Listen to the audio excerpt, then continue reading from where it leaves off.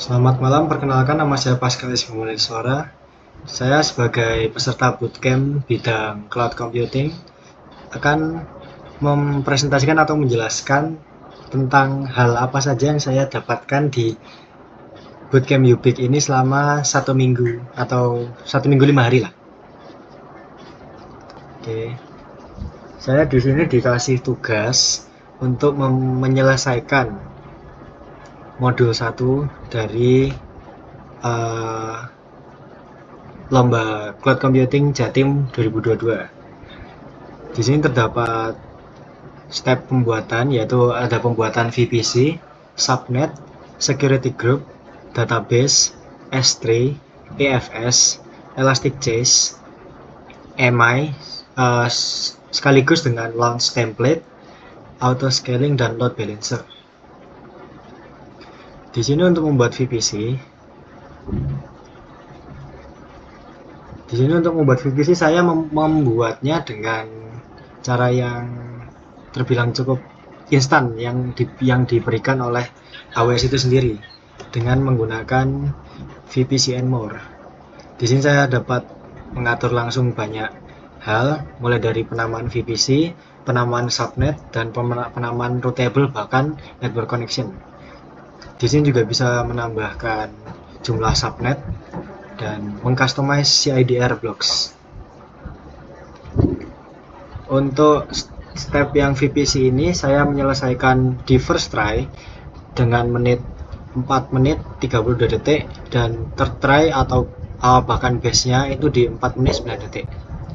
Yang kedua, kita akan membuat subnet tambahan, yaitu subnet untuk bagian database, Redis, dan storage.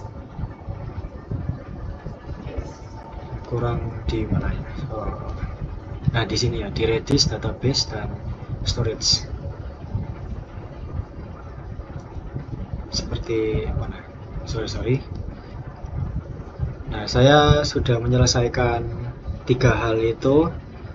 Yang awalnya di tanggal 21 dengan perjalanan pertama di 1 menit 36 detik dan base-nya di 1 menit 9 detik.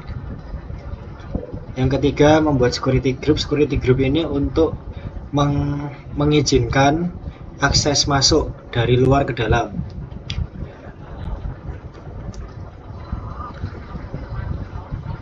Seperti akses masuk dari load balancer, dari client service, dari API, dari database, dari storage, bahkan Redis.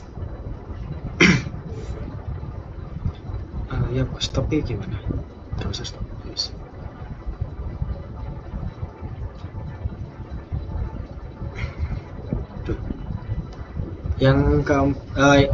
Untuk yang security group ini saya awalnya menyelesaikan di 4 menit 16 detik dan paling bagus atau base-nya di 3 menit 35 detik.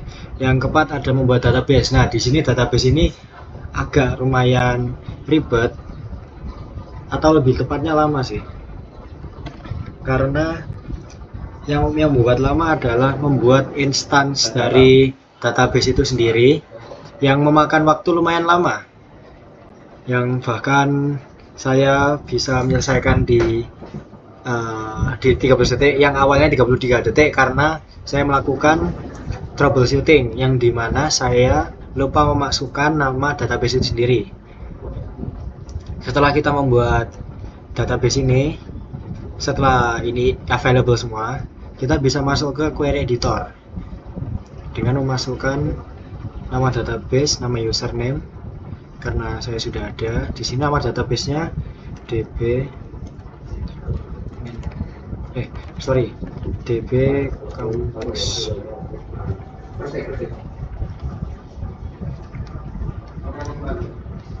Setelah sudah, maka datanya akan sudah ada. Atau mungkin tidak usah. Oke. Yang keempat ada membuat S3.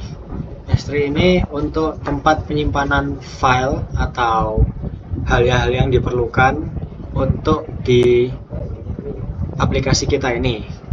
Yang ketiga, yang keenam ada EFS. EFS ini tempat untuk menyimpan file chase atau apalah. Bukan, sorry, file chase ada di Elasticchase. Pokoknya di EFS ini tempat menyimpan file. Yang ke-7 ini ada Elasticchase. Elasticchase ini udah untuk menyimpan chase. Yang ke-8 ini ada mi plus launch template.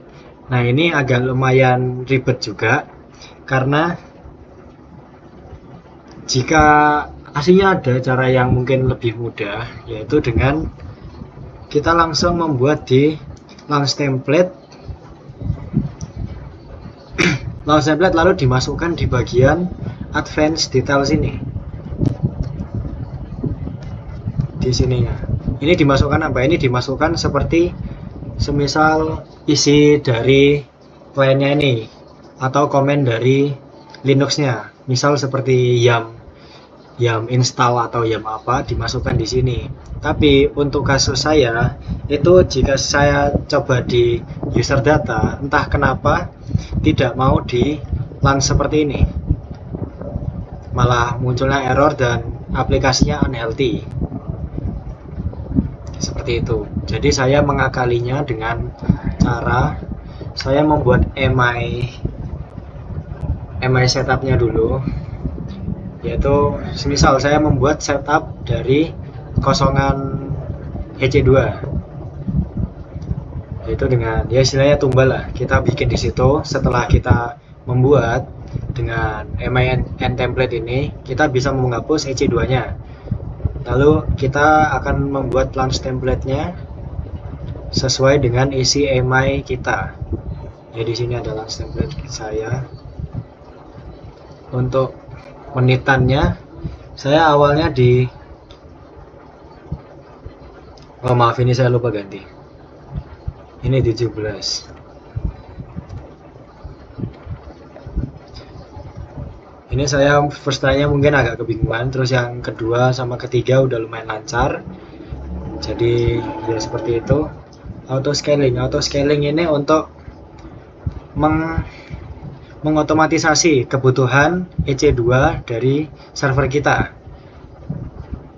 Dan untuk punya saya ini entah kenapa dari tadi masih updating capacity. Nah, itu mungkin kedepannya bisa saya perbaiki lagi untuk presentasinya supaya saya dapat menyiapkan dengan sepenuhnya. Lalu yang ke-10 yang terakhir ada load balancer. Load balancer ini gunanya untuk menyeimbangkan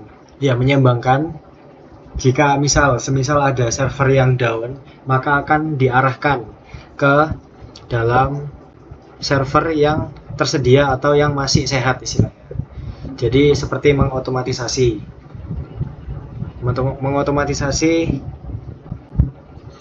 pengarahan seperti itu. Ya, kurang lebih seperti itu. Maaf jika bahasa saya emang agak belibet dikit.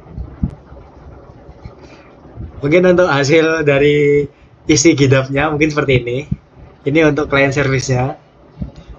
Nah, di sini masih ada modul 2, yaitu mengdeploy isi dari API dan exam server. Kedepannya saya akan jelaskan tentang modul 2 ini. Oke, mungkin itu aja. Sekian dari saya. Mohon maaf jika ada kata-kata yang sangat belibet, yang kurang dipahami. Mungkin bisa ditanyakan di esok hari. Sekian, terima kasih.